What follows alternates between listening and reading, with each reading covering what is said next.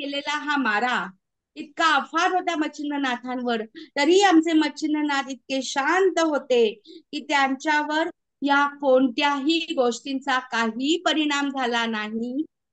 कारण दत्तात्रेयांनी त्यांच्याकडे त्यांची सगळी शक्ती संक्रमित केलेली होती. आणि ह्या गोष्टींच्यामुळे मग नाथांनी आपली जलदास्त्र प्रलय विझवला आणि स्पर्शास्त्राची योजना करून या भूतगणाला जमिनीवर फिरवून टाकलं. आणि या महानायकांवर तरीही काही त्याचा परिणाम झाला नाही. वेताळाने त्यांचं वज्रास्त्र गिळलं, त्यांना बंद करण्याचा प्रयत्न केला, पण तरीही सुद्धा या वेताळांवर वासवी शक्तीचा प्रयोग करून त्यांच्यावर त्यांनी दानवास्त्र सोडलं आणि उत्पन्न झालेले दानव आणि वेताळ यांचं युद्ध सुरू झालं. नाथांची शक्ती किती महान असते बघा. आणि मग हे सगळे भूत मूर्छित बेशुद्ध अवस्थेत जमिनीवर पडले आणि शुद्धीवर आल्यावर परत त्यांनी नाथांशी युद्ध सुरू केलं. हे सगळं केल्यानंतर तेव्हा नाथांनी वेताळांचा सर्व अस्त्रांचा वापर केला, पण ते वेदनाने परत परत ते खाली पडले. तेव्हा त्यांना कळलं की मच्छिंद्रनाथांना शरण गेल्याशिवाय दुसरा पर्याय नाही. आणि मग आमचे मच्छिंद्रनाथांना ते शरण गेले. आणि मग अष्टभूत नायकांनी त्यांना विनंती केली हात जोडून की आम्ही हरलो, पराजित झालो. आम्हाला वाटत होतं की आमच्यासारखे अमित प्रत्येक माणसाला वाटत असतं की मला पण समजतं, पण मलाच समजतं, हा मलाच सगळं समजतं, ही भावना माणसात निर्माण झाली की सर्व समावेशकता संपून जाते. तसे यांना वाटत होतं की आम्हालाच समजतं. आणि मग त्यांनी मच्छिंद्रनाथांना विनंती केली. काय विनंती केली? त्यांनी अशी विनंती केली की आम्ही तुम्हाला शरण आलेले आहोत, आम्ही तुमचे दास म्हणून राहू, आम्ही तुम्हाला शब्द देतो. मच्छिंद्रनाथ नाथ आहेत ना हे सगळे, हे फार चतुर होते हो. चतुर म्हणजे त्यांची चतुराई कोणासाठी होती? जगताच्या कल्याणासाठी होती.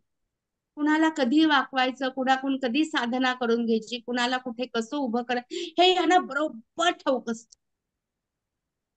आणि त्यांची ही जी समाजाच्या कल्याणासाठी असणारी जी बुद्धी आहे ना, ही इतकी प्रचंड आहे ना की त्यांच्याकडे मागणं मागताना सुद्धा माणसाने हेच मागणं मागावं की तुमच्यासारखी अशी अथांग बुद्धी आम्हाला द्या हो. म्हणून पोथीचं पारायण झाल्यानंतर ती पोथी डोक्यावर ठेवावी, त्या पोथीला वंदन करावं आणि सांगावं की अशीच बुद्धी द्या. त्यांच्यासारखी बुद्धी आपली नाहीये म्हणून आपण त्यांच्या चरणाशी आहोत, हे 100% खरं. पण मागणं सुद्धा असं मागावं ना परमेश्वराकडे की त्यालाही विचार करावा लागेल. आम्ही फक्त लौकिक पातळीवरचं मागणं मागतो, पण मागणंही असं मागा की जे जगाच्या कल्याणासाठी होईल आणि आपल्या जीवनाचं सार्थक होईल. प्रार्थना अशी करा की त्या प्रार्थनेचे 2 हातामध्ये हृदयातली भक्तीची शक्ती अशी सामावली जाईल की तुमची प्रार्थनेची ताकद एवढी मोठी होऊन जाते की ती जगाच्या हितासाठी उपयोगी पडते. यांनी जेव्हा सगळ्या या वेताळांनी असं सांगितलं की आम्ही तुम्हाला शरण आलोय, आम्ही तुमचे दास आहोत, तीच गोष्ट मच्छिंद्रनाथांना हवी होती, त्यासाठी केला होता हा आटापिटा. मग तेव्हा मच्छिंद्रनाथ काय म्हणाले? मच्छिंद्रनाथ म्हणाले, हे बघा, शरण आलेल्याला मरण नसतं. मच्छिंद्रनाथ काय म्हणाले? हे बघा, मला माझ्या गुरुनी सांगितलंय जगाच्या हितासाठी ते शाबरी मंत्राची निर्मिती. मी या मंत्रावर एक ग्रंथ लिहिलेला आहे आणि हा ग्रंथाची रचना मी काय केली आहे, कारण जगाच्या इतिहासासाठी मला अनेक देवदेवता माझ्या बरोबर आलेली आहेत. तेव्हा तुमचं मला सहाय्य हवंय. मी जेव्हा जेव्हा लोकांच्या हितासाठी तो मंत्र म्हणेन, हा मंत्र म्हणेन, तेव्हा तुम्हाला त्या ठिकाणी यावंच लागेल आणि तुम्ही इतरांच्या हितासाठी तिथे उभे राहा.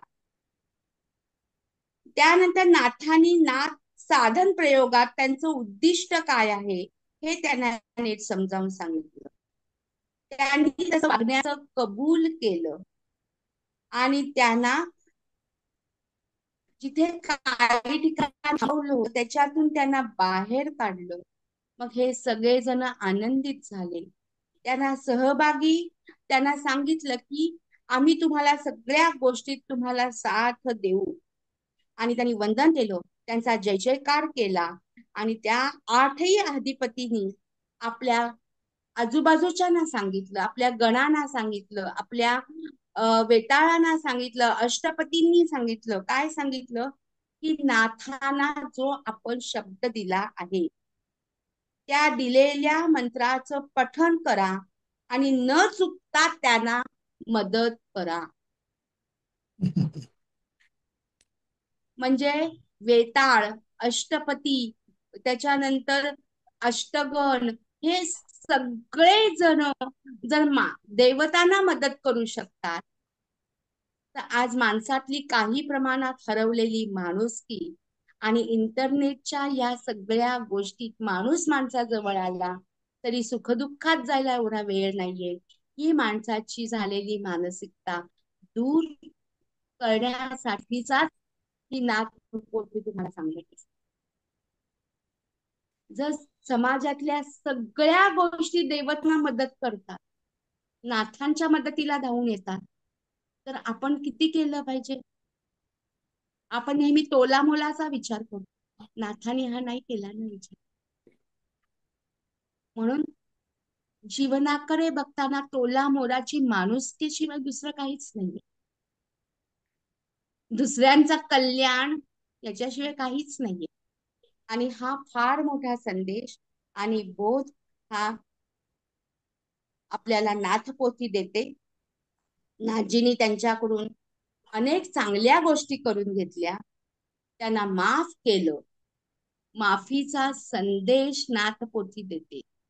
एवढ्या मोठ्या लोकांनी, एवढ्या मोठ्या वेताळांनी, भूतांनी सगळ्यांनी नाथांशी युद्ध केलं. म्हणून नाथांनी त्यांच्याशी शत्रुत्व नाही घेतलं, त्यांच्याशी नातं नाही तोडलं. आज संबंध कमी करणं, नातं तोडणं, एकामेकांपासून एकामेकांना दूर करणं, ही माणसाच्या मनातली मनोवृत्ती आपल्याला वाढताना दिसते. पुढे मागच्या म्हणजे आपण बघतो मागच्या 2 पिढ्यांमध्ये खरोखर माणसांच्या गोतावळ्यातच माणसं वाढत होती. आज इंटरनेटच्या वेगवेगळ्या ऍप मध्ये आजची पिढी वाढतीये.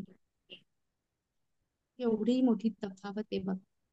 इंस्टाग्रामला फॉलो करताना आनंद होतोय, पण समोर माणूस बसला की आम्ही इंस्टाग्राम मध्येच जातो, व्हॉट्सअप मध्येच जातो, संवाद कमी होऊन जातो.